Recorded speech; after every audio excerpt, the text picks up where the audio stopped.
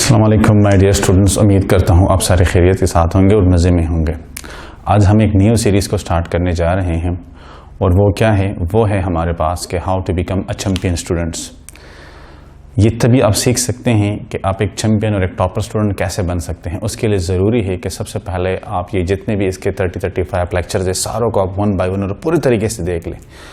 और ये देखने के लिए ज़रूरी है कि आप चैनल को सब्सक्राइब करें और अपने दोस्तों के साथ शेयर करें।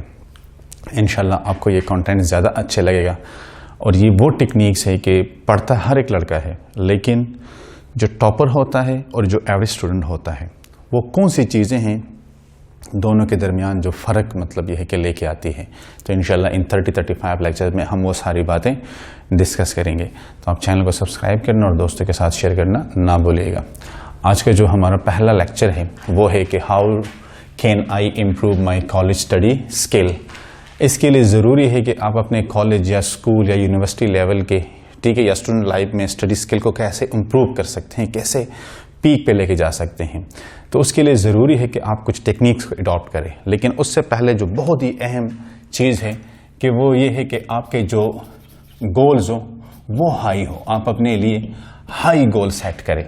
जब आप गोल्स हाई सेट करेंगे तो ऑब्वियसली उसको अचीव करने के लिए आपको एक स्ट्रगल से गुजरना पड़ेगा, और तभी आप उस स्ट्रगल से जब गुजरेंगे तो आप एक अच्छे स्टूडेंट बनोगे और आपको बहुत सारी चीज़ों की समझ आ जाएगी।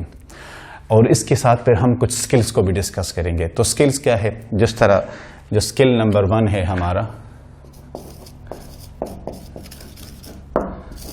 नंबर 1, और वो क्या है, वो है हमारा कि master the art of note taking. Master the art of note taking. ठीक है, कि जो हम नोट्स लिखते हैं, जो स्टूडेंट स्कूल में पढ़ते हैं, कॉलेज में पढ़ते हैं, यूनिवर्सिटी लेवल पे पढ़ते हैं, तो आपने देखा होगा कि वो नोट्स लेते हैं। नोट्स ये एक आर्ट है। आर्ट इस तरह है कि एक तो इसके लिए मतलब ये कुछ शॉर्ट कोर्सेज किए जाते हैं। आपको पता है कि यूनिवर्सिटी और कॉलेज लेवल पे, स्पेशली यूनिवर्सिटी लेवल पे, फिर ये थोड़ा सा फास्ट आपको मतलब कंटेंट दिया जाता है, बोला जाता है और आप उसको नोट डाउन करते हो, या जो जर्नलिस्ट होते हैं जिस तरह वो स्पीड से नोट डाउन करते हैं। तो उसके लिए फिर ज़रूरी है कि आपके पास वो टेक्निक हो। तो इसके लिए एक शॉर्ट कोर्स भी किया जाता है, वो एक अलग चीज़ है। यहाँ पे हम बात करते हैं कि जो वो सारे स्टूडेंट्स जो स्कूल, कॉलेज या यूनिवर्सिटी में जाते हैं, वहाँ पे टाइम स्पेंड करते हैं, क्लास में बैठते हैं, तो उसके लिए बहुत ज़रूरी है कि वो नोट्स ले लें, क्योंकि नोट्स लेने के साथ आपके पास जो कंटेंट है वो सेव हो जाता है। घर में आके आप उसको फिर नीट कर सकते हो, या अगर नीट नहीं कर सकते तो वहाँ से आप प्रिपरेशन कर सकते हो। लेकिन इसका जो आर्ट है, वो आर्ट इसका ये है कि आपको पता हो कि मेरे क्लास में कौन से स्पेशल पॉइंट डिस्कस हुए, कौन से की पॉइंट डिस्कस हुए। आप उन की पॉइंट्स को इनसर्कल करें, उसको अंडरलाइन करें, उसको डिफरेंट कलर से लिख ले, उसको बोल्ड फॉर्म में लिख ले, जो भी फिर हो, जो आपको तरीका ठीक लगे, आप उसको मतलब वहाँ पे उसको नोट डाउन करें। तो ये एक स्किल है कि जो भी बात आपके टीचर, जो आपका लेक्चर है, आपको प्रोफेसर है, वो कहता है, आपको नोट कर लेना चाहिए। लेकिन फिर उसमें जो कीवर्ड्स हैं उसको हाईलाइट कर लेना चाहिए, ताकि कल जब आप प्रिपरेशन करो तो आपको पता हो कि इस सेंटेंस का ये जो पॉइंट है ये बिल्कुल बैकबोन है, और इसी पॉइंट से मेरा सारा जो कंटेंट है वो क्लियर हो जाएगा। तो सबसे पहले ये स्किल नंबर 1 आपको कर लेना चाहिए। स्किल नंबर 2 हमारे पास है कि use mind map.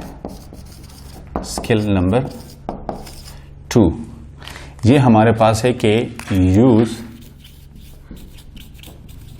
Mind maps. Mind maps क्या है? देखिए, माइंड मैप्स इस तरह का एक डायग्राम है जिसको आप विजुअलाइज करते हो। फॉर एग्जांपल, मैं कहता हूं कि मतलब एटम में फंडामेंटल पार्टिकल कितने हैं, तो मैं कहता हूं कि इलेक्ट्रॉन है, प्रोटॉन है और न्यूट्रॉन है। ये मैंने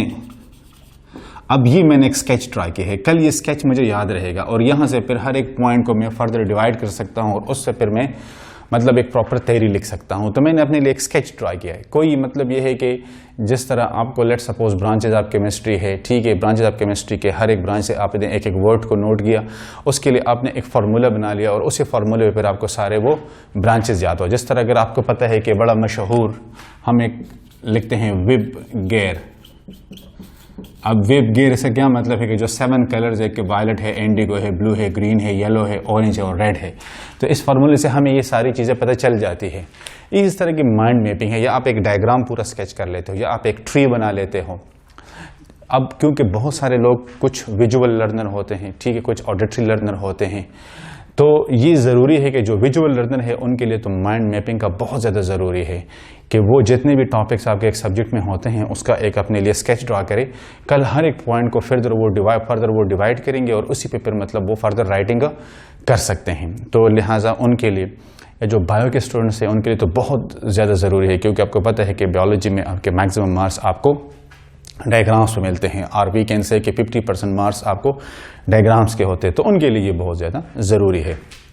तो it was skill number 2। Now we are discussing skill number 3। अब स्किल नंबर 3 में हमारे पास क्या है, तो स्किल नंबर 3 में हमारे पास है कि रीड टू यूर सेल्फ। क्या? Read to yourself loudly.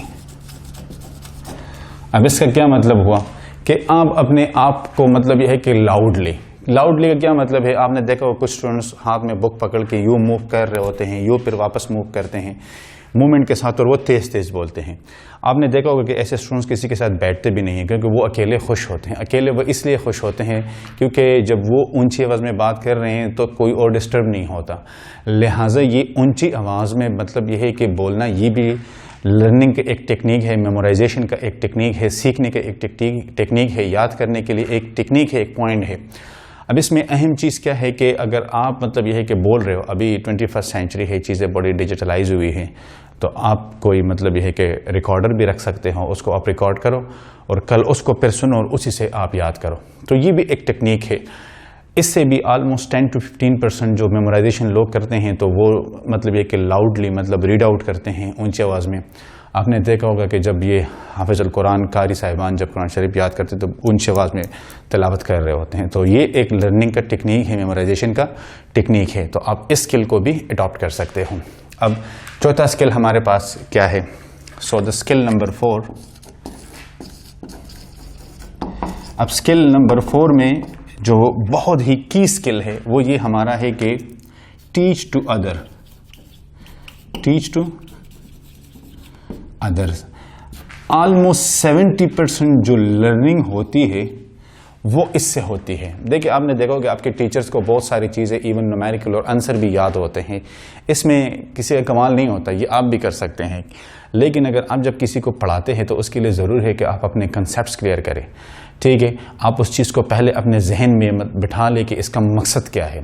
Let's suppose मैं एक वीडियो रिकॉर्ड कर रहा हूँ, ठीक है, कि ये जो लेक्चर है हमारा, तो इसके लिए ज़रूरी है कि मैंने इस पर स्टडी की हो, मुझे पता हो कि मैं लर्निंग स्किल क्या होता है और इसको इम्प्रूव कैसे किया जा सकता है, मुझे इसके मीनिंग का पता हो, तो मैं इस पर आपसे डिस्कशन कर सकता हूँ। या जो कैमरा या सेलफोन से जो मैं रिकॉर्डिंग कर रहा हूँ, अगर मैं इस पे बात कर रहा हूँ तो मुझे इसके हर एक फंक्शन का और हर एक पार्ट का पता होना चाहिए, तभी मैं इस पे बात कर सकता हूँ। इसी तरह जब आप ये टीचिंग करते हैं, जब आप कोई न्यूमेरिकल, तो इस पे बंदा पहले खुद प्रैक्टिस कर रहा होता है। ये आपको पता है कि टीचर आपसे ज़्यादा पढ़ाई करते हैं, वो आपसे ज़्यादा मतलब ये है कि वो काम में बिजी होते हैं और आपके लिए वो पूरा लेक्चर प्रिपेयर करते हैं। तो ये भी ज़रूरी है कि जब आप दूसरों को पढ़ाने जाते हो तो उससे पहले ख़ुद को उस चीज़ पे क्लियर करो, तभी आप दूसरों को पढ़ा सकते हो। तो ये एक ही इसका की पॉइंट है कि टीच टू अदर, और 70% लर्निंग इससे आती है, ठीक है। So now we are moving toward the skill number 5। अब स्किल नंबर 5 में हम क्या डिस्कस करेंगे, उसमें हम लेंगे look, listen and learn. Look, listen and learn. ये ज़रूरी है, चाहे आप किसी के साथ कोई कन्वर्सेशन कर रहे हो या आप क्लास में बैठे हो। अगर आप क्लास में बैठ रहे हो, सर आपका बोर्ड पे कुछ लिख रहा है, ठीक है, और वो बोल रहा है, तो ये जो देखना और सुनना, ये दोनों चीज़ें अगर मतलब कंसंट्रेशन के साथ हो तो आप उस चीज़ को लर्न कर सकते हो। मतलब ये है कि इसके लिए मैंने एंड इसलिए लिखा कि इसको करने के लिए ये दोनों चीज़ें बहुत ज़्यादा ज़रूरी हैं, ये दोनों चीज़ें बहुत ज़्यादा ज़रूरी हैं। तो अगर लेट सपोज आप देख रहे हो लेकिन आप उसको सुन नहीं रहे हो, तब भी आप कोऑर्डिनेट नहीं कर पाओगे और आपको मीनिंग समझ नहीं आए। आप सुन तो रहे हो लेकिन आप देख नहीं रहे हो। लेट सपोज वो डाइजेस्टिव सिस्टम बता रहा है, उसमें वो डिफरेंट फंक्शंस बता रहा है, आप उसको सुन तो रहे हो लेकिन आप देख नहीं रहे हो, तब भी क्लियर नहीं होगा। तो इसलिए लर्न करने के लिए ज़रूरी है कि आप पहले देखो, सुनो और फिर उसको याद करो। तो ये एक कॉम्बो बन जाता है, एक ट्राइंगल बन जाता है। अब इस ट्राइंगल का अगर एक भी पिलर मिसिंग हो तो आप ये टास्क एकम्प्लिश नहीं कर सकते। लिहाजा ये स्टडी का जो मतलब इम्प्रूवमेंट का जो स्किल नंबर 5 है, ये की स्किल है इसका। इसमें अब स्किल नंबर 6 वो है हमारा फोकस और कंसंट्रेशन। ये भी बहुत अहम है कि अगर आपका फोकस और कंसंट्रेशन नहीं है तो आप चीज़ों को मेमोराइज नहीं कर सकते हो। ये बात याद रख लेना। स्टूडेंट्स कहते हैं कि सर मैंने तो ये सारे मतलब लेक्चर्स याद किए थे, पूरे ये बुक ये सब्जेक्ट मैंने याद किया है, लेकिन पेपर पे जाते हुए मैं भूल जाता हूँ। एक तो जनरल लोग भूल जाते हैं जो कि एक टेंशन की वजह से होता है और फिर वो याद आ जाता है। लेकिन अगर किसी स्टूडेंट्स ने कंसंट्रेशन के साथ पढ़ाई नहीं की तो वो भूलेगा और उसको फिर याद नहीं होगा। क्योंकि जब आपका फोकस होगा तो फोकस में चीज़ें लर्न की जाती हैं और वो शॉर्ट टर्म से लॉन्ग टर्म मेमोरी में चली जाती है, जहाँ पे ये सेव होती है। ठीक है, अगर आपका फोकस नहीं है तो ये चीज़ें इमेच्योर है, ये प्रॉपरली आपके मेमोरी में बैठी नहीं है, तो ये शॉर्ट टर्म मेमोरी में और यहाँ से ये इवापोरेट हो जाती है। लिहाजा आपको वो चीज़ फिर याद नहीं रहती। तो इसलिए ज़रूरी है कि आप फोकस और कंसंट्रेशन आपका 100% होना चाहिए। जब आप किसी चीज़ को लर्न करना चाहते हो, आपको उसकी ज़रूरत है, तो आपका कंसंट्रेशन लेवल पीक पे होना चाहिए। ठीक है। Now the final skill that is skill number 7, time management.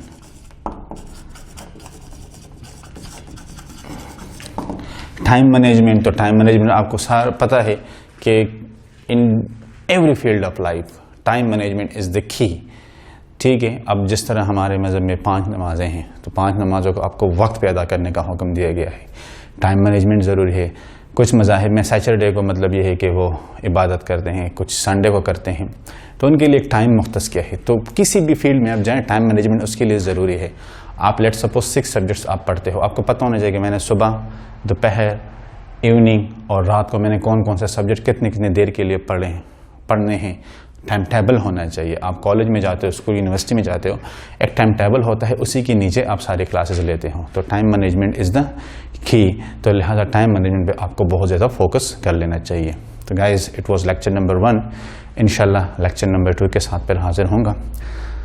इसको ख़त्म होते ही आप इस चैनल को सब्सक्राइब करना ना भूलिएगा। इंशाल्लाह नेक्स्ट टॉपिक के साथ फिर हाजिर होऊंगा। तब तक के लिए अल्लाह हाफिज़।